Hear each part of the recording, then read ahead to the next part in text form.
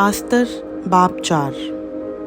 जब मर्तकी को वो सब जो किया गया था मालूम हुआ तो मर्तकी ने अपने कपड़े फाड़े और टाट पहने और सर पर राख डालकर शहर के बीच में चला गया और बुलंद और पुरदर्द आवाज़ से चिल्लाने लगा।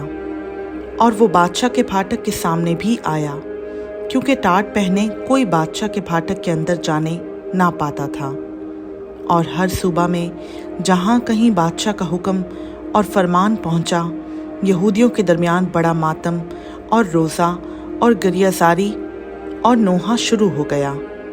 और बहुतेरे टाट पहने राख में पड़ गए। और आस्तर की सहेलियों और उसके ख्वाजा सराओं ने आकर उसे खबर दी। तब मलका बहुत गमगीन हुई और उसने कपड़े भेजे कि मर्तकी को पहनाए और टाट उस पर से उतार लें, पर उसने उनको ना लिया।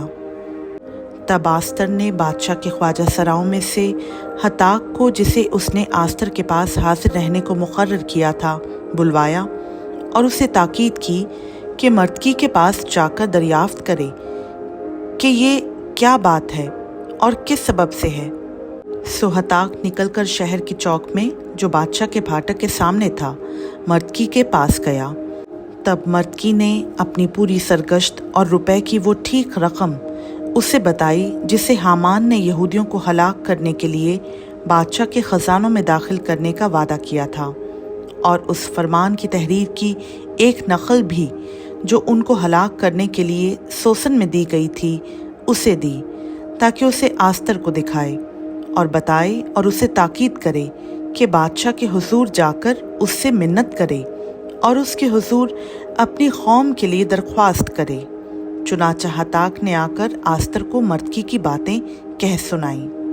तब आस्तर हताक से बात करने लगी और उसे मर्तकी के लिए ये पैगाम दिया कि बादशाह के सब मुलाजिम और बादशाही सूबों के सब लोग जानते हैं कि जो कोई मर्द हो या औरत बेबुलाए बादशाह की बारगाह अंदरूनी में जाए, उसके लिए बस एक ही कानून है कि वो मारा जाए, सिवा उसके जिसके लिए बादशाह सोने का असा उठाए ताकि वो जीता रहे।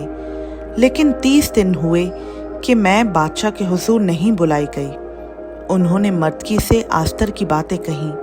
तब मर्तकी ने उनसे कहा कि आस्तर के पास ये जवाब ले जाएं कि तू अपने दिल में ये ना समझ कि सब यहूदियों में से तू बादशाह के महल में बची रहेगी, क्योंकि अगर तू इस वक्त खामोशी इख्तियार करे तो खलासी और निजात यहूदियों के लिए किसी और जगह से आएगी, पर तू अपने बाप के ख़ानदान समेत हलाक हो जाएगी। और क्या जाने कि तू ऐसे ही वक्त के लिए सल्तनत को पहुंची है।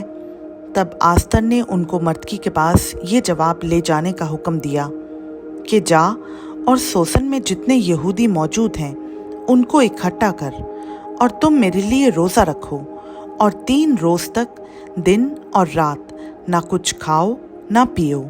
मैं भी और मेरी सहेलियाँ इसी तरह से रोज़ा रखेंगी, और ऐसे ही मैं बादशाह के हुजूर जाऊंगी, जो आइन के खिलाफ है, और अगर मैं हलाक हुई तो हलाक हुई।